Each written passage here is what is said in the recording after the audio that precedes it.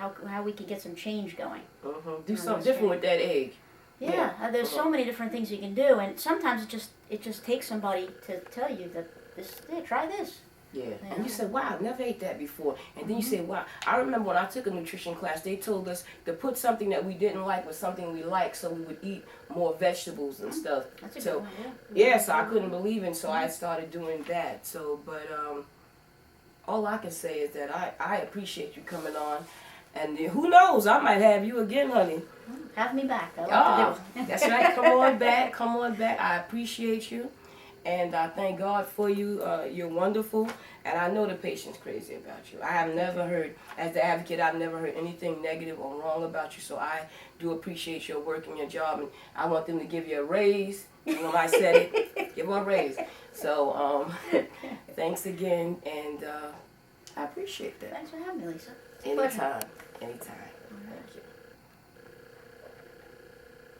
This is my second guest, Kim Lucas, who's a technician, or was a technician for a long period of time. So we're going to interview her today, and we're going to see what she knows and what she learned and what she's going to tell you.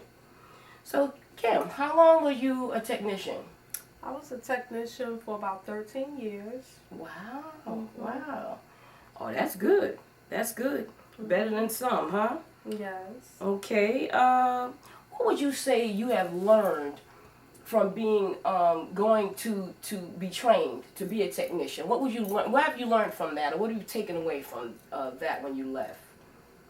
I learned the anatomy, the human anatomy of the body, how important it is to take care of yourself, to eat right, and I learned how to cannulate, patients. That's, putting the needles into the fistula or the graft. Okay. I learned the importance of your vitals, your blood pressure. Okay. I learned what causes kidney failure, which is hypertension, high blood pressure, or sugar diabetes. Or sometimes it's hereditary as well. Yeah, Yes. It's hereditary in my thing with PKB. Yeah. Yes. Okay. Well, what would you learn from a patient? Now, I was you're one of your patients.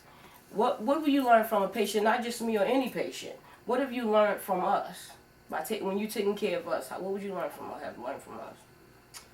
I learned, to be sensitive, to the patients and what they're going through, because I realize that you're going through a lot. Your body is going through all kinds of changes, and to tell you how important it is to, watch your fluids, and just knowing certain symptoms to monitor, if your blood pressure drops, and, if you're not feeling well.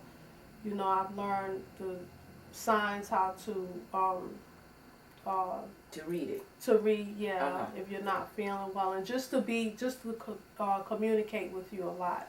To make sure you are okay while you're on the machine, and keep you comfortable. Okay. Well, you have done that with me. You used to take very good care of me. Yes. I was glad to see you when I came in the center. And then when I would experience my low blood pressure, which you knew I had low blood pressure, I'd be fine 1 minute, and next thing you know, I'm passed out or something like that.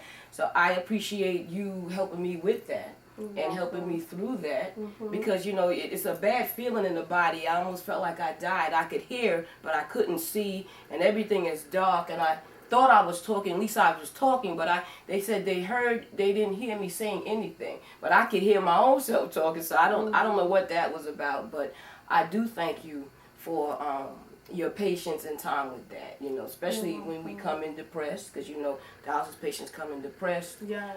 We come in upset or tired of being stuck. Yes. Hate being stuck. Tell me something about the needles. Tell me something about how you put the needles in, Well, you remember this old fistula. So, And I just wanted to say one more thing about communication, too. Yes. It's very important. So I learned how to communicate with you and the other patients. Yes. And the needles come in different sizes. True. It depends on what kind of access you have, which is a graft or a fistula. And they come in 14-inch needles, 15, Yeah, I got and 15. 17. Yeah. That's what I can recall because it's been over 4 years. Uh-huh. And the access has to be, wiped very thoroughly and cleaned very thoroughly before the needles are inserted. Yes. And what I would do is I would Stretch the skin, I seen some people stretch it. first, and then insert the needle by pointing it at an angle, and inserting it very gently. It has to be gently, but at the same time, you can't hesitate. You gotta stick it in. Right, and you have to feel around the access before you insert the needle or cannulate the arm to make sure you're not To see exactly where it's going, because see, mine is very curvy. right. It's a whole thing, but it works. Right. So it's curvy. So we try to avoid the lumps sometimes. I know, and And after you definitely do not want to go where the abscesses is, Right. which is down here, right. because that will mess up the fistula. Yes. So you have to feel around before you insert the needle to make sure it's no hard skin around where you. Oh yeah, that insert hard the tissue needle. sometimes. Yeah, Ooh, that hurt when they go in there. Scar tissue. Yeah. Yes. Ooh. Yeah. And then once the needle is inserted, we would tape it down properly. And that's called a butterfly, I believe. And we have a technique of taping the needle. Yeah. Some people tape it a lot. Properly. And too much tape is no good. Right. Sure. So we have a Can't get it technique on how to put the tape on, and then from there we would hook it up to the dialyzer. The no, machine? No, we would hook it up to the lines. The lines. Yeah. Oh yeah. Well, you mean where we could connect it? Right. Oh, okay. And I then that forgot about goes. that, yeah. And then it goes. The blood comes out and goes through the tubing into the machine. Yeah. Mhm. Okay. It goes in dirty and comes out clean. Yes. Back to the body. Yes. But we know that a kidney works 24 hours, but we get the dialysis 3 times a week. That's why it's important to go to dialysis. Now, if you could say something to anybody out there. Now, before you say it, I remember you cooking pies. I'm sorry, because I might be feeling hungry right now. So I remember you being a cook and cooking pies and everything. Tell us a little bit about that. That's on a good note. Well, I've been cooking for over 20 years, and even though I was a technician, I always had that skill and that business at home. But I never took it to another level. It was just like a small thing. And a family recipe is sweet potato pies, which comes down from my grandmother to my father to myself. That's all right. And my father was a professional chef, so I was cooking with him all my life. So I always had a desire to have my own business one day, and for the last 4 years, that's what I've been doing. That's beautiful. And my sweet Congratulations. potato pie is delicious, and Your my signature. business is taking off. It's All called right. SE Sweet Potato Pies. Woo! So I am an entrepreneur, and I have my own business. So while we trying to get a pie, well, when we can have the pie, because we're not supposed to always get that, but I want one of them pies or a slice or something, a little taste. What would you say to back to the dialysis patient? What would you say to the ones that to encourage them to, if they're scared to get in the chair, scared to come to treatment, or anything like that? What would you say to them? I want you to look in the camera and tell them. I would say, don't be afraid, because it's your life, and your life, depends on the treatment. The treatment is very important. It's very crucial, for your health.